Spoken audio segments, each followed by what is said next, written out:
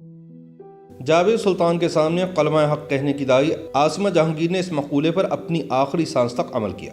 انہوں نے ملاؤں، فوج، ججز، سیاستدانوں اور ہر طاقتور کے سامنے کلمہ حق ادا کیا اور ہمیشہ پیچھے ہوئے طبقوں کا دفاع کیا۔ اپنے اس مشن کے دوران عاصمہ جہانگیر نے بے شمار دھمکیوں اور حملوں کا سامنا بھی کیا، لیکن وہ نہ تو گھبرائیں اور نہ ہی پیچھے ہٹیں۔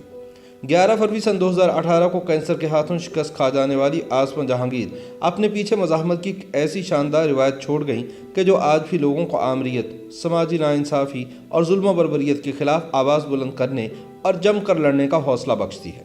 جو لوگ عاصمہ جہانگیر کی جدوجہد کو سمجھنا چاہتے ہیں وہ 60 کی دہائی کا تصور کریں۔ ملک میں جنرل ایوب خان کا مارشل لاء نافذ ہے، جمہوریت کی بحالی کی تحریک چل رہی ہے، محترمہ فاطمہ جناح اس کی قیادت کر رہی ہیں، عوامی لیگ کو غدار قرار دیا جا چکا ہے۔ ایسے میں ایک شخص ہے جو کہ اشرافیہ کے طبقے سے تعلق رکھتا ہے لیکن اس کے دل میں غریبوں کا درد ہے۔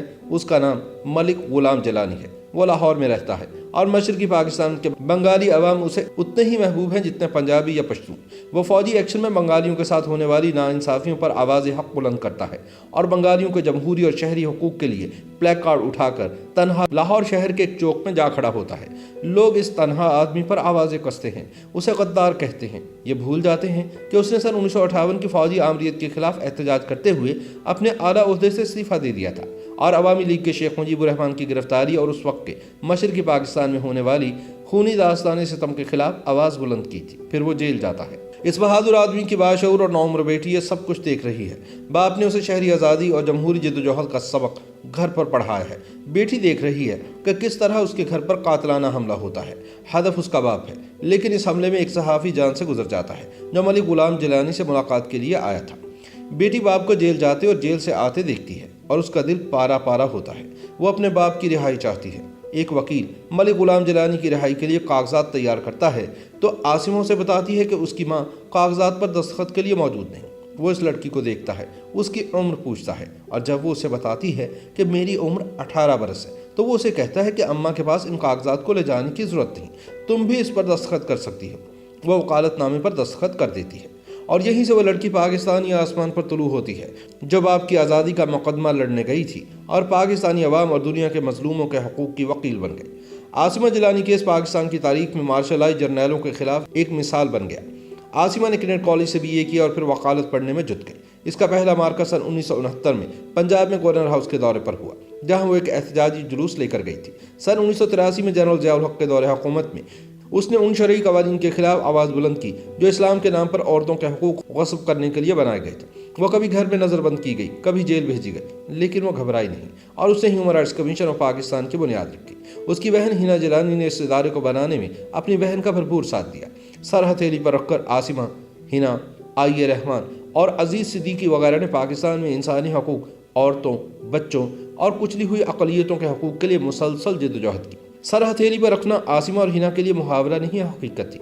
ایک نوجوان لڑکی سمیہ سرور جو ان کے ادارے میں پناہ لیے ہوئے تھی، وہ ہنا کی موجودگی میں اپنی ماں کے ہاتھوں قتل ہوئی اور اس کا گرم نوجوان لہو ہنا اور عاصمہ کے دفتر میں بہا۔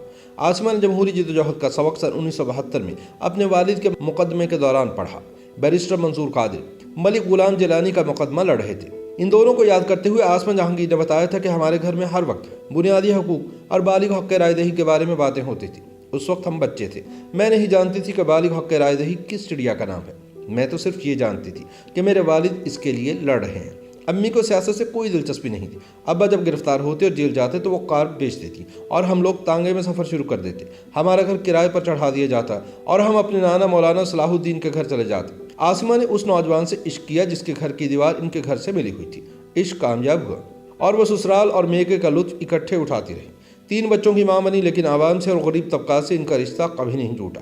سن 1983 میں ضیاء الحق کے دور میں انہیں جیل ہوئی۔ سن 2007 میں وہ گھر میں نظر بند بھی کی گئی۔ عاصمہ نے پاکستانی اقلیتوں، غریب اور بے سہارا عورتوں، بھٹا مزدوروں اور کسانوں کے حقوق کا مقدمہ ہمہ وقت لڑا۔ ان کا کہنا تھا کہ انصاف ہمارے یہاں ایک نادر و نایاب شے ہے۔ انہوں نے ججز کی بحالی کی تحریک میں بڑھ چڑھ کر حصہ لیا لیکن اپنے آخری دنوں میں عدلیہ کے غلامانہ کردار پر کڑتی بھی رہی۔ اپنی موت سے چند دن پہلے سپریم کورٹ میں ان کے دلائل کی گونج ہر طرف سنائی دی۔ سن 1983 میں ویمن ایکشن فورم کی تشکیل میں ان کا بنیادی کردار تھا۔ شہلا ضیاء، نگار احمد، روبینہ سہگل، نیلم حسین، فریدہ شہید، لالا رخ، نگہت سعید خان اور دوسری خواتین کے ساتھ مل کر आसमा जहांगीर ने जनरल ज़िया के बनाए हुए मुतनाज़ क़वानीन के खिलाफ जम कर लड़ाई की। आसमा जहांगीर तो अपने जिदोजहद से भरपूर सफ़र मुकम्मल करके अगले जहां चली गई, लेकिन इनके और हम सब के बहुत सारे ख्वाब अभी तक अधूरे हैं, जिन्हें पूरा करने के लिए आसमा की जिदोजहद को आगे बढ़ाना ज़रूरी है।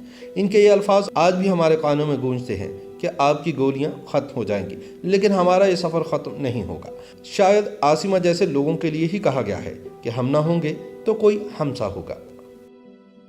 YouTube पर गूगली न्यूज देखने के लिए youtube.com की सर्च बार में गूगली न्यूज टीवी टाइप करें। गूगली न्यूज के पेज पर सुर्ख रंग के सब्सक्रिप्शन वाले बटन पर क्लिक करना ना भूलिए। YouTube पेज पर अपलोड होने वाली वीडियोस से बाखबर रहने के लिए बेल आइकन पर क्लिक कीजिए। आपको हर नई वीडियो के बारे में नोटिफिकेशन मौसूल हो जाएगा।